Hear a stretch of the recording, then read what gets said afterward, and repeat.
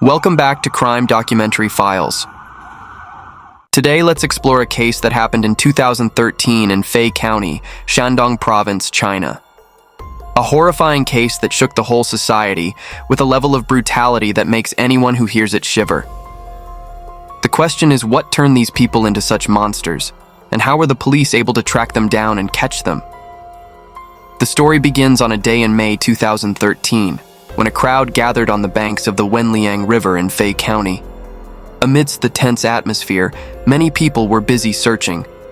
Soon, 3 bags were pulled from the riverbed, and what was found inside revealed a heartbreaking story. Household registration books, bank cards, marriage certificates, and many other personal items. From the documents, it was known that this was the property of a young newlywed couple, Mr. Sun Gang, 26 years old, and his wife, Li Hong, 24 years old. But things like household registration books, savings books, and bank cards, which should have been kept carefully at home, why were they thrown into the river? This inevitably raised suspicions. What exactly happened?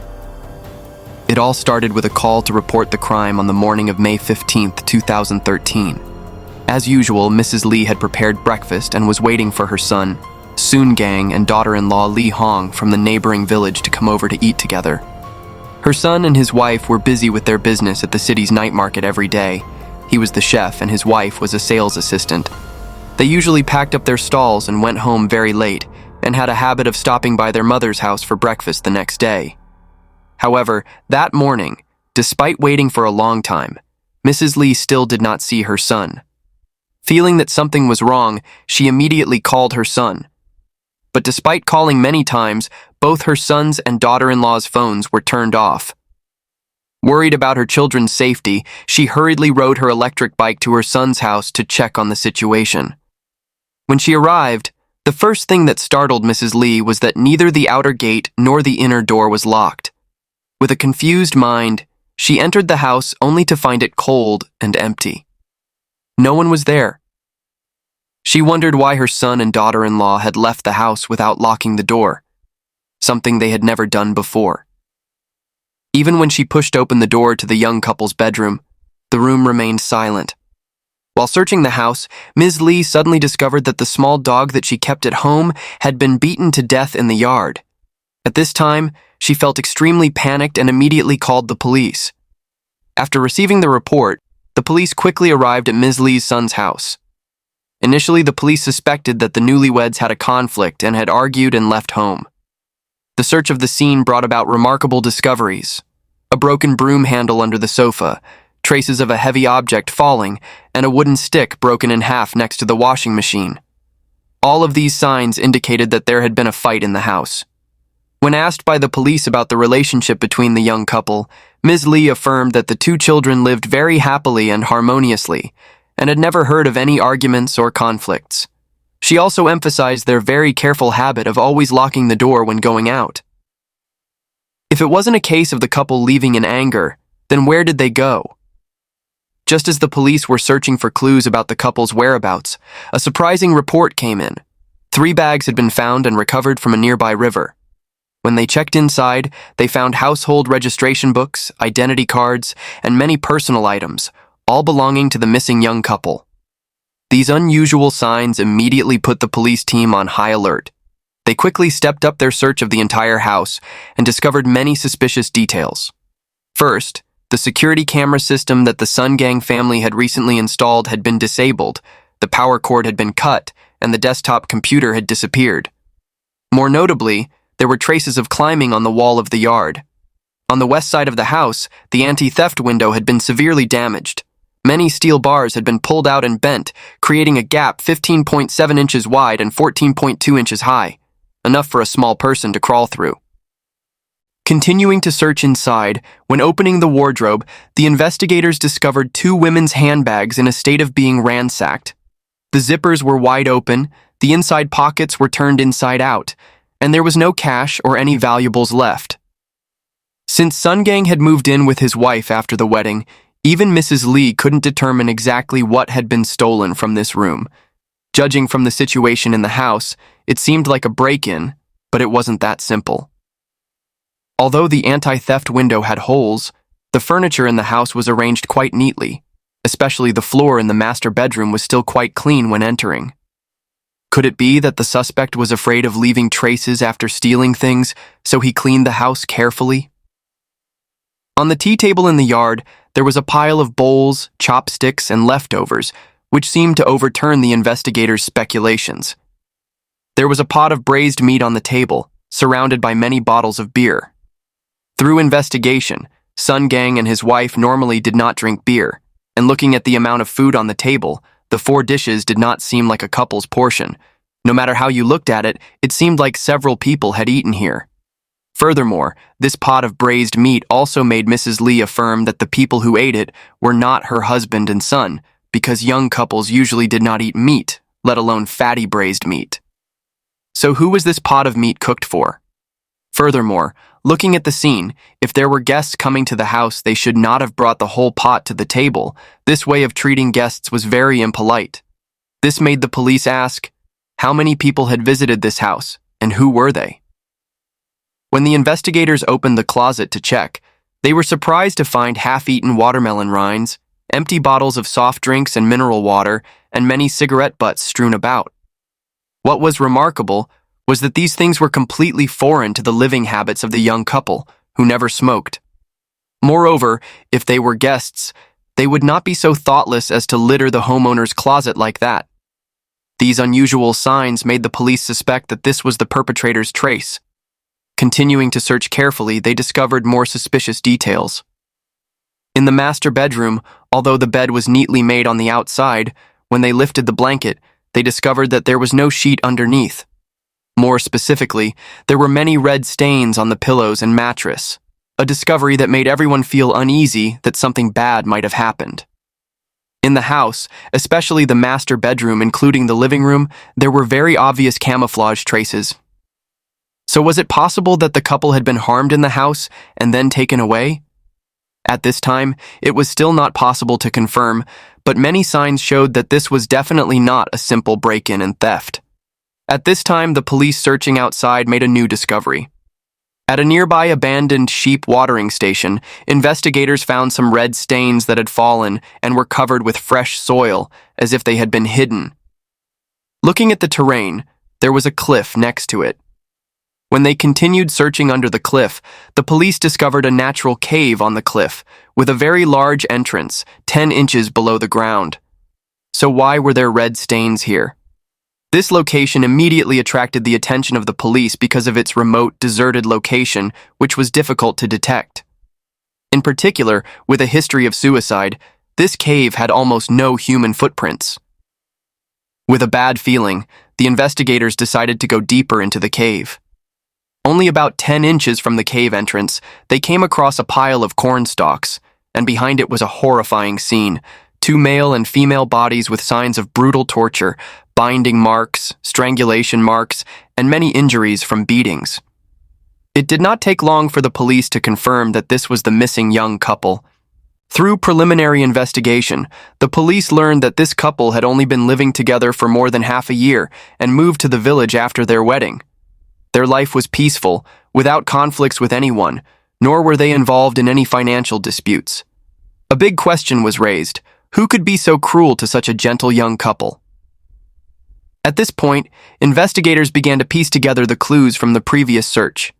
They paid particular attention to the pot of braised meat and the bottles of wine, traces of a strange meal, most likely left by the perpetrators themselves.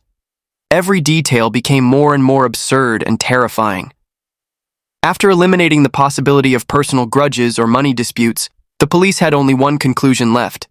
This was a robbery and murder with premeditation. However, what investigators could not understand was the attitude of the perpetrators.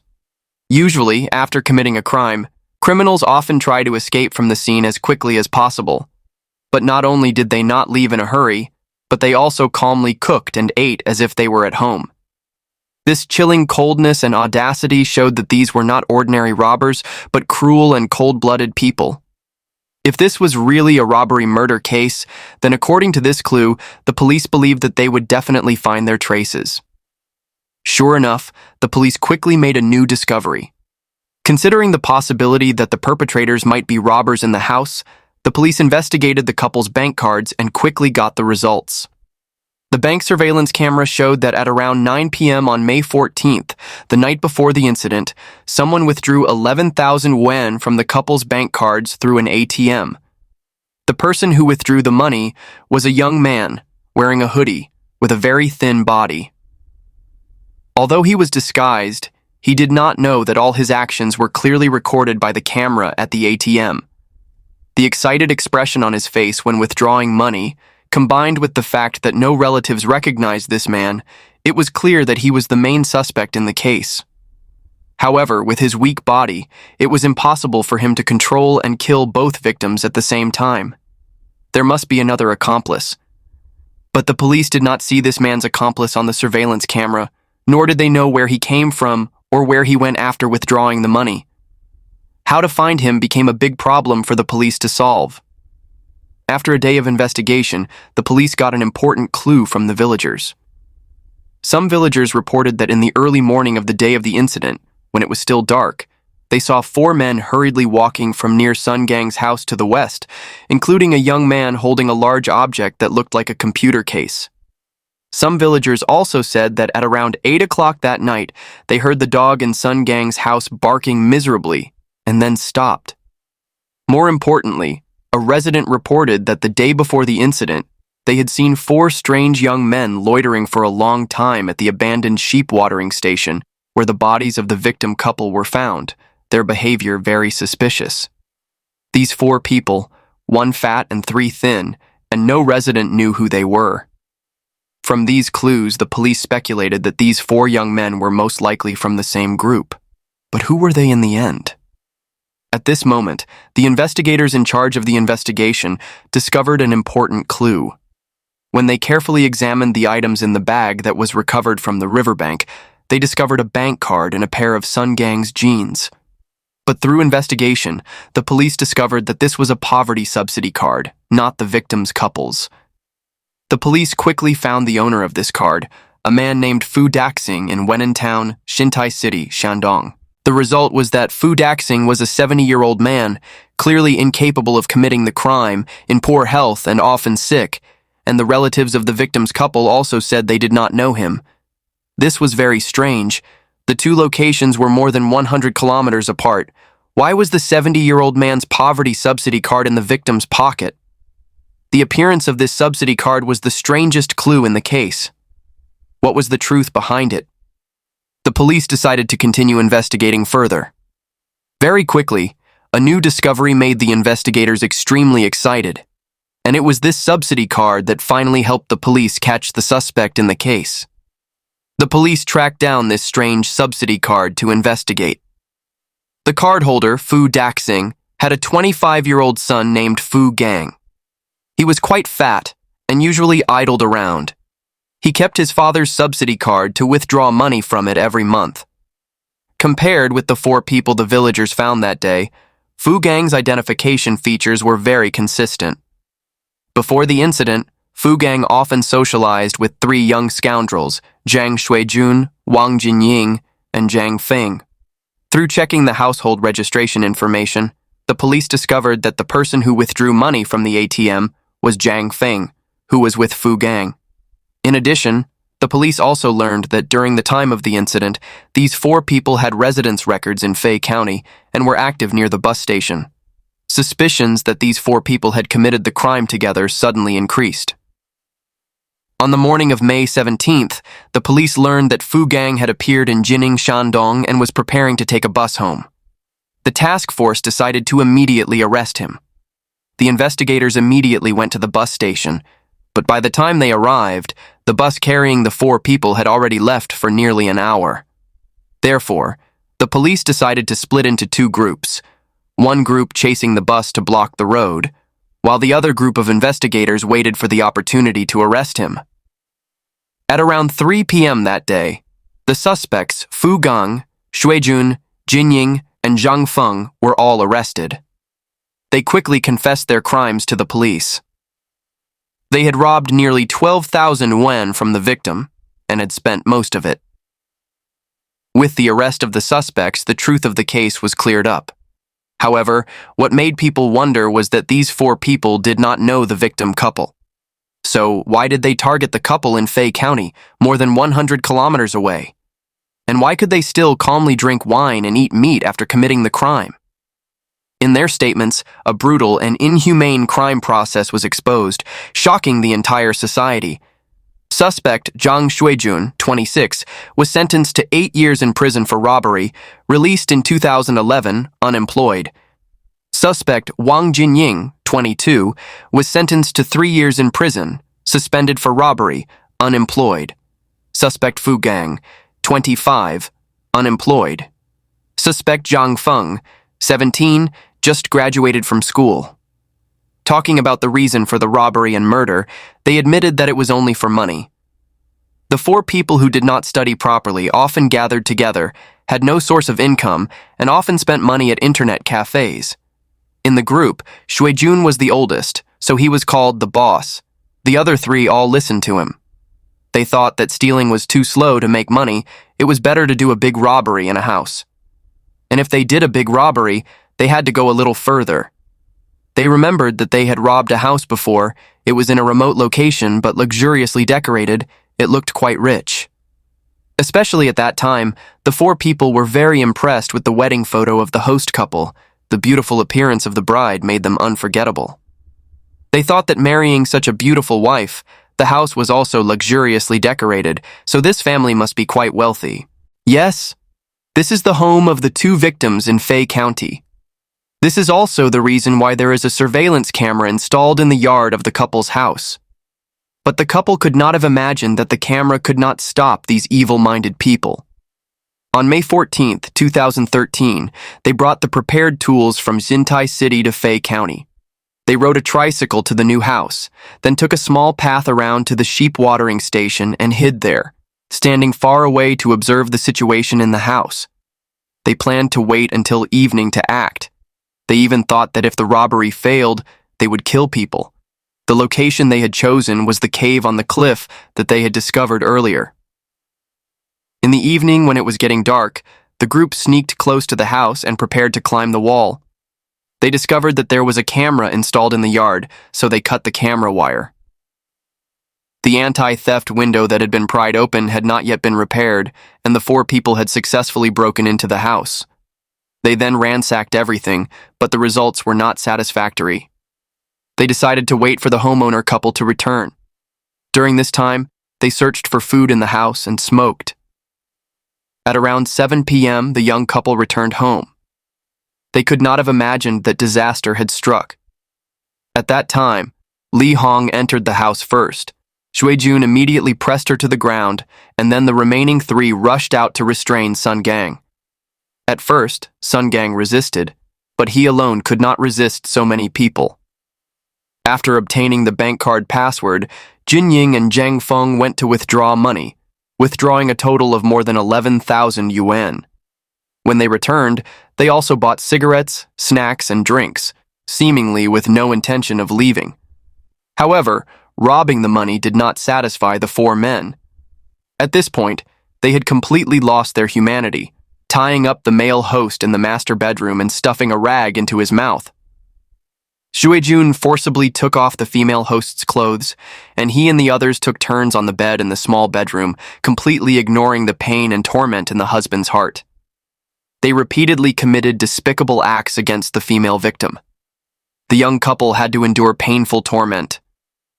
During this time, although the couple repeatedly asked them to take the money and leave, the four men kept making unreasonable demands. Around 9 o'clock in the evening, they were hungry, so they forced the man Sun Gang to cook for them. On one side, the humiliated wife let out a miserable scream in the bedroom. On the other side, the two men guarding Sun Gang went into the kitchen to cook. Sun Gang's patience was only to preserve his life, but unexpectedly, all the words of these evil men were lies. Around 1 a.m., after getting drunk, Shuijun went to the small bedroom, once again lying that he would leave immediately, but told Li Hong to have sex with him one more time, then he would leave. Then he closed the door, and Li Hong's painful screams echoed in the room. It was truly unimaginable how broken the young couple's hearts would be before they died. Because the method was too cruel, we could not report many details. After 8 long hours of torturing and humiliating the couple, the 4 men murdered the 2 victims. Fu Gang and Shui Jun used clothes to hide the bodies, then called Jin Ying and Zhang Feng to clean up the scene. At this time, Fu Gang saw that the male victim's pants were quite nice, so he tried them on, conveniently putting his father's subsidy card in his pocket. However, during the process of cleaning up the scene, he discovered red stains on Sun Gang's pants, so he changed back to his own pants. In his panic, he forgot to take back his subsidy card. Thanks to this clue, the police were able to find the perpetrator of the case. After committing the crime, they threw the welfare card along with the victim's documents and clothes into the Wenliang River. Finally, they cleaned up the scene and dumped the body. Having studied the terrain around the victim's house, they thought of a cave by the river, dumped the victim's body there, and covered it with corn stalks. In the end, this major case was successfully solved. It only took 50 hours from the time the report was received to the time the perpetrator was caught. The Intermediate People's Court of Linyi City sentenced Shui Jun, Jin Ying, and Fu Gang to death. As for Zhang Feng, 17 years old, because he was a minor, he was sentenced to life in prison. The case was concluded. However, the brutal method of this case has caused much debate in society. The oldest is 26 years old. The youngest is 17 years old. Why can people so young do anything for money? Looking deeply into the nature of the case, let's find out the deep origin of this case. Through the interview of the 4 suspects later by the reporter, it was found that family education and the environment in which they grew up had a close relationship with their criminal behavior. Among them, some were orphans, some grew up in single-parent families, and some had parents who were busy making money. The common characteristic of these families was that they neglected to educate their children. The culprit, Shui Jun, lived with his adoptive parents since he was young. After his adoptive father passed away, his adoptive mother could not control him, so he just wandered around in society. The culprit, Fu Gang, was the only son in the family. His parents were old and weak and often sick. The family pampered this child, but they were incapable of disciplining him, and they had absolutely no idea what their child was doing outside. After such a long time, the idle people quickly gathered together. These people also had intermittent jobs, but usually not for long because they were afraid of hardship and fatigue, lazy and greedy, and eventually got addicted to online games and frequented internet cafes, wandering around the streets. When they had no money, they started robbing everywhere, committing more than 100 cases in total, with the amount of money involved amounting to more than 100,000 yuan. During the entire execution of the case, Shui Jun, as the group's leader, directed the remaining 3 people to act according to his plan. Apart from the final killing, which he participated in, other times, such as telling Fu Gang to deal with the dog, telling Zhang Feng to withdraw money from the ATM, he only ordered others to do it. Jin Ying was both cunning and vicious. Although he was thin, he was the one who did all the cruel things. The fat Fu Gang was the most pedophile. Most of the humiliation of the female victims was done by him. Finally, Zhang Feng, the minor in the group, was the excited youth who counted money in front of the ATM. Because he was spoiled by his family, he did not seek advancement and socialized with the big brothers who did bad things. If he were not under 18, he would have been executed this time. Through this case, we can see the serious consequences of lack of family education and unhealthy social environment. Neglecting to educate children, overindulging, along with falling into social evils, have contributed to creating criminals who are very young but have completely lost their humanity. And that is today's case. What do you think about this case? Please share in the comments section below.